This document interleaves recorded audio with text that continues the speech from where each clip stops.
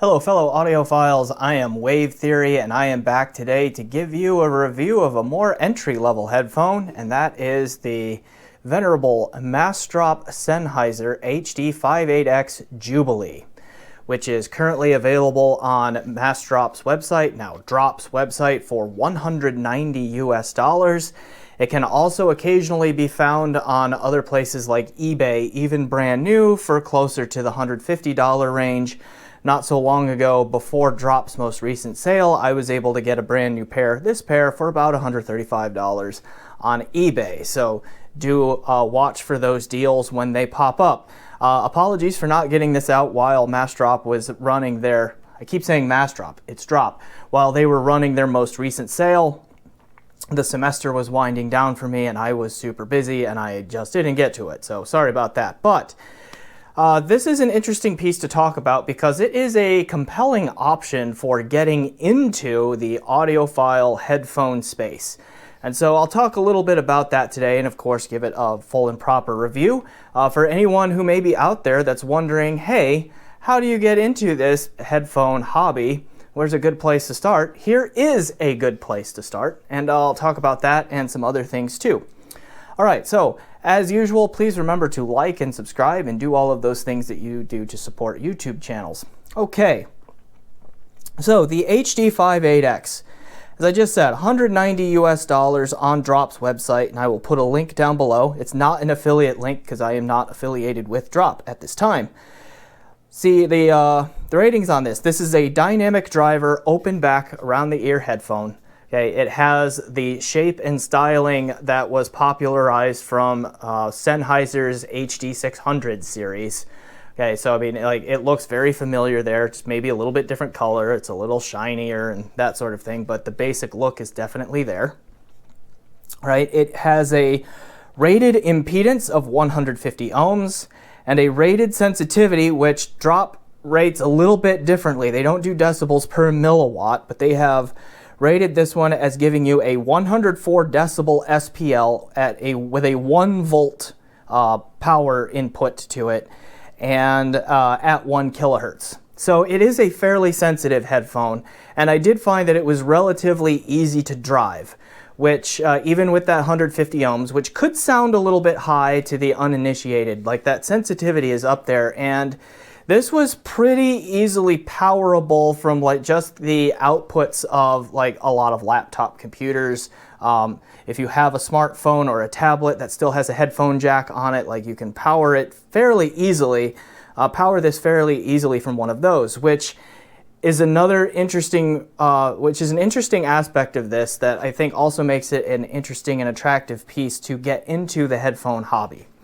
All right, so as far as build goes, like it's still, like I said, it's that classic Sennheiser 600 series build. We still have these proprietary detachable cable inputs here that have those weird looking Sennheiser 2-pin plugs on them like this.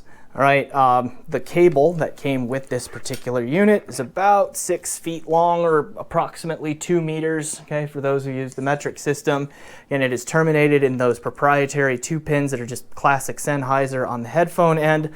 On the amp end, you get a 3.5 millimeter single-ended connection with a 1/4 inch, slash 6.3 millimeter adapter that fits over like that. I really have very little to complain about this particular stock cable. A lot of stock cables are bad, okay, and you've heard me moan about them on this channel, but this one is pretty good. Like, it doesn't have too much memory, it doesn't tangle all that much.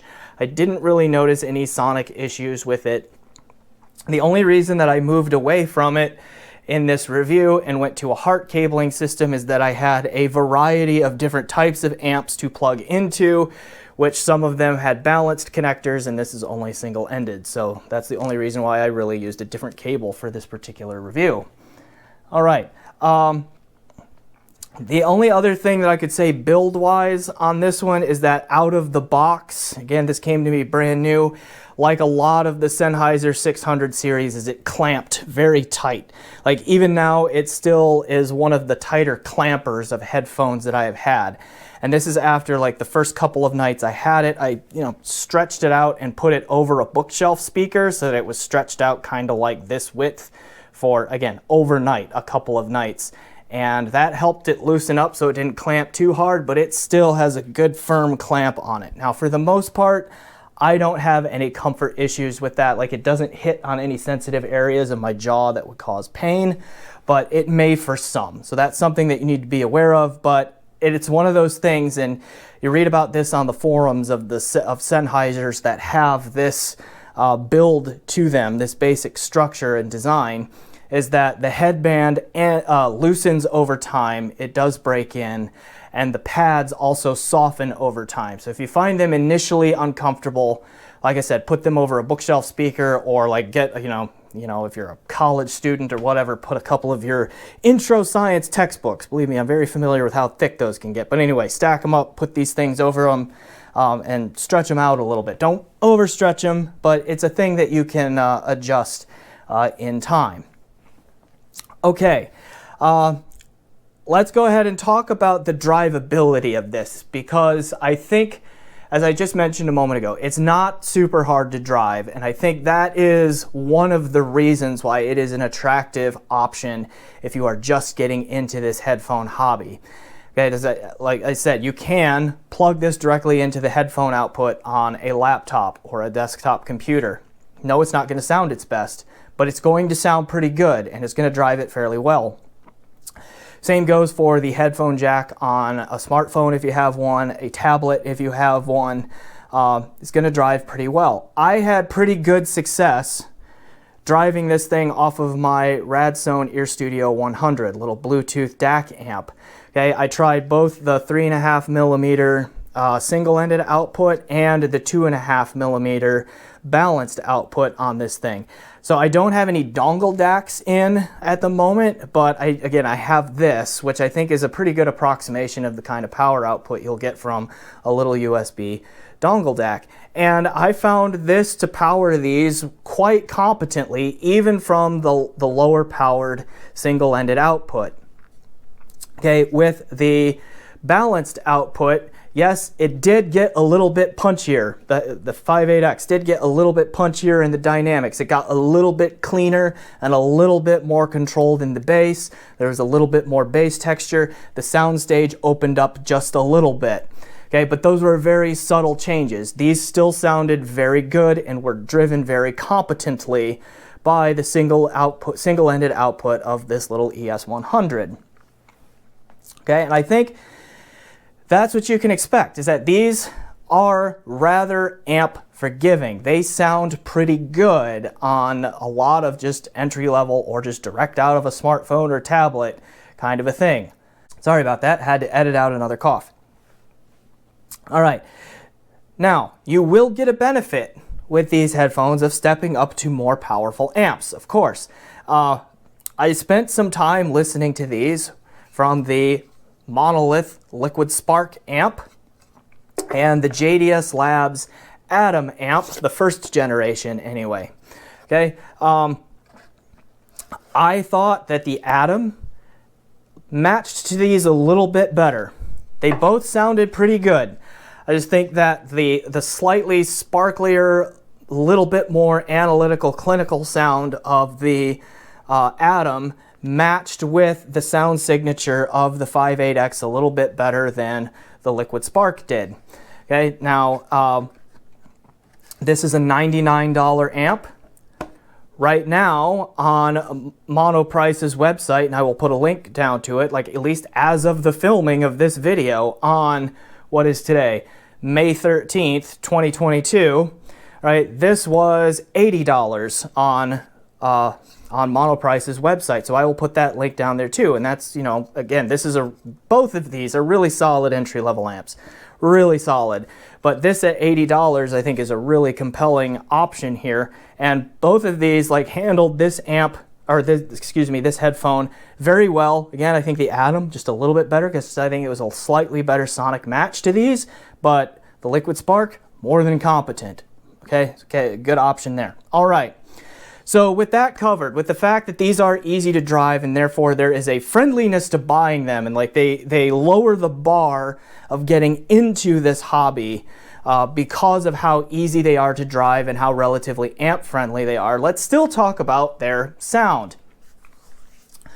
The tuning of these is not, strictly speaking, neutral, but it's also not far away from neutral from a frequency response standpoint.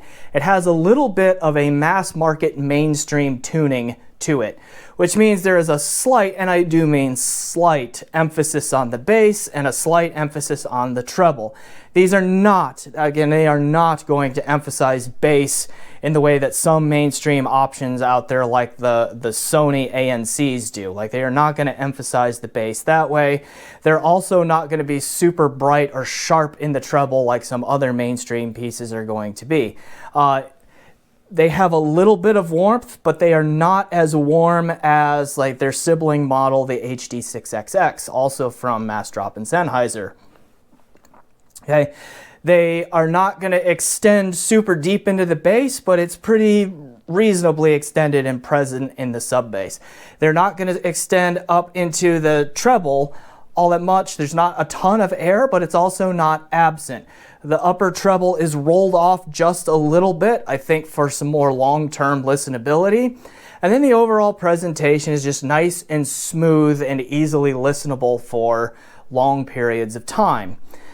All of that, I think, is really good and makes a lot of sense if you are looking at these through the lens of what is a good place to get into this headphone hobby. Okay, right here, under $200, a more mainstream focused tuning, so it's not going to completely shock someone who's used to a mainstream sound jumping into the audiophile space.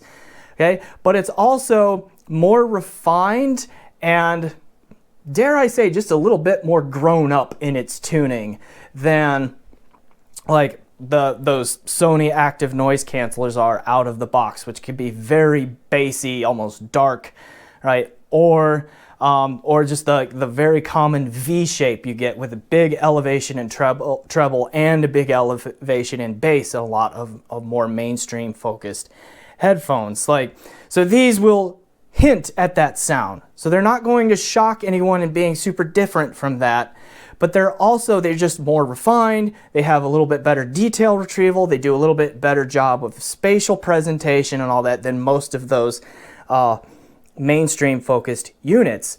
So again, I come back to the sound is like, it's closer to mainstream, but it's definitely noticeable steps towards more what we expect in the audiophile space, which makes it a good gap bridger. Okay, and then again, with the price and how easy it is to drive and how amp friendly it is, makes it a really good starting point, and might sound like a broken record now, probably. Okay, but really that is, I think, the biggest selling point of these is they overall sound pretty good, right? They have that nice tuning. Okay, this is the nice, pleasant tuning. They have a nice, pleasant, smooth presentation to them. They have pretty good detail retrieval for their price. Okay, like the amount of information they can resolve from the signal, I think, is going to surprise a lot of people who are coming from like the wireless Bluetooth or gaming headset kind of space and then getting into an open back audiophile kind of thing. Like the amount of stuff they hear, I think, is going to surprise them because the detail retrieval is pretty good. The spatial presentation, I think it's like, it doesn't feel quite as what some would describe as claustrophobic to me as like its sibling models, the HD6XX does. But it's also like not going to be huge in staging. Okay, it's not going to do depth or height all that well. It's mostly going to be lateral. There is okay imaging and separation. Again, it's not great. It's not deal breaking. But the overall sonic package here is good. Like, it is good. It's pleasing. It's smooth. It's got enough detail to be engaging and like not make you think you're missing out on a ton if you're used to much more resolving headphones. And again, it's got the detail retrieval that is going to wake up people who are coming into the hobby anew. all of that. So I think all of that is really good. Now, one of the reasons I keep saying this is a good starting point. Sorry, another pause for a cough there. Still working through something. It's not COVID. I tested negative for that, but thanks for worrying. All right. This, one of the reasons that I say this is really good, if I haven't already made that clear, is like when you start looking at other headphone options that exist out there for $200 or less. This one arguably does the least number of things wrong. Okay. Let's talk about a couple of comparisons. I will do a more fully fleshed out, how do you get into this hobby, where are the good headphones to start, all that video in the future, okay? I'm gonna cough again. All right, I'm back. As I was just saying, I will do a more fully fleshed out, how do you get into this hobby video where I talk about a lot of headphones that are like $200 or maybe $250 or less. This one, like I said, like the floor on this one is higher than almost all of the other $200 or less headphones that I know of. The ceiling on it is also not as high as some. Like it's not going to scale up as well as some others. But it's very difficult to truly screw this one up, which is why I think it is a friendly entry point. Case in point, I recently reviewed this HiFiMan HE400 SE, which is selling for an unbelievable price right now of $109. I will link to my review of this, which also has a link to where you can buy it for that price in it. And I said this one is arguably the best sounding headphone in that price range for definitely $150 or less. And I even in that video compared the two of these, and I said that the 400 SE overall sounds better, and I think that is still true. I think it has a little bit better instrument and vocal separation. It has a little bit more coherent spatial presentation to it, and I think it has just a slightly more natural mid-range timbre to it than this one does. It's not a blowout. Like it's like this one is not markedly better than this one, but at $109 versus $190 US, the HiFiMan definitely takes the price to performance ratio game there. However, there are catches to this one that this one does not have. This one is not amplifier friendly. It is a very difficult load, and finding amplifiers that handle it well around its own price is not necessarily straightforward.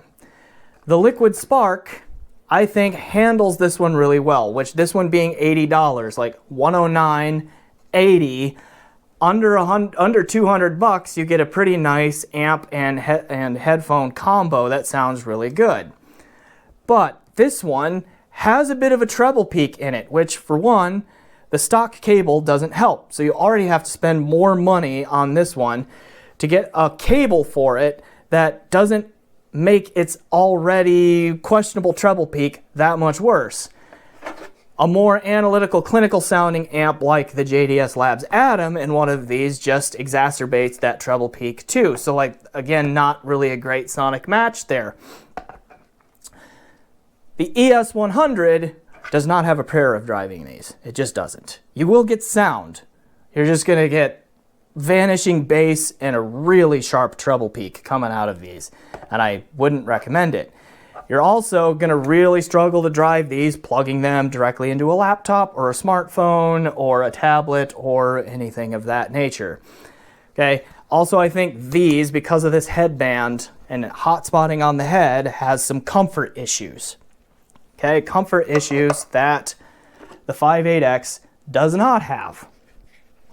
Okay, other headphones that exist under there, and I'll flesh all of this out in a future video a bit more, but like we've got the Grado SR80X, which, sorry, I don't know where all these coughs are coming from. So if this is choppy, it's because I've edited them out. Anyway, Grado SR80X, which is, I think, around $140, $150, something like that.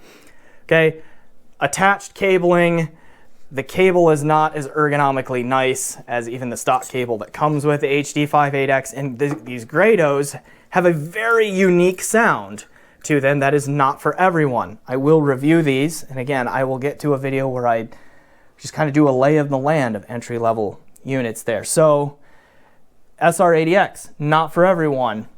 $220 usually, sometimes down to $200.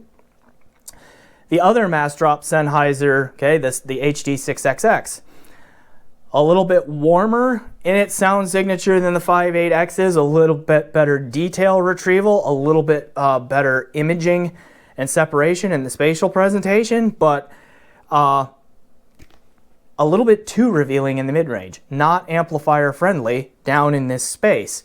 And you really need to spend a lot more money on your source gear, your amp, your DAC, you know, whatever you're plugging into those, to understand why these are so special. Not so much a worry on this one.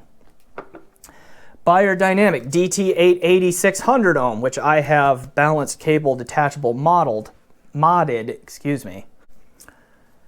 Okay, 600 ohms, hard to drive, can get very sharp and sibilant in the treble. Okay, doesn't work so well with the Atom. Is okay on the Liquid Spark. I would say it's just, this one is the least bad on the, you know, under $150 little desktop entry-level amps that are out there. Okay, but you run into a similar issue as you do with the 6XX, is like getting a good amplifier pairing for this. All right, you have to know a little bit more about what you're doing. Okay, these two scale up better than anything I just showed you. Like they keep having new stuff to give you as you get into, you know, $500 or $1,000 amps and DACs and all of that kind of stuff, where these are going to top out. But back to the point, these do the least wrong. They really don't have sharp treble or S's. They are smooth, they are pleasing, they are easy to drive. I can pretty comfortably recommend this as a starting point for just about anyone looking to get into the hobby. Okay, and again, I will flesh out a more thorough comparison of entry-level options sometime in the future. I've got to review that Grado in full first. Okay, but I will do something like that here at some point over the summer and dive into that. But yeah, the MassDrop HD58X Jubilee headphone, it is a really, really solid $190 unit. And even though at $190, like, it still gets surpassed in price to performance by the $109 HE400 SE, that you don't necessarily need an amp, that you don't need to replace the cable on this right away, and so forth, could actually make this a better value than the Hi-Fi Min if you are just getting into the hobby. And plus, the Hi-Fi Min, while it does sound better, doesn't sound that much better. It's very close. It's very close. All right, so solid headphone here. I hope that this review helped some people who are looking to get into the hobby, or for some of you maybe taking a trip down memory lane, because this one has been out for a while, remembering where your journey started. All right, I am Wave Theory. Thanks for watching, and as always, enjoy the music.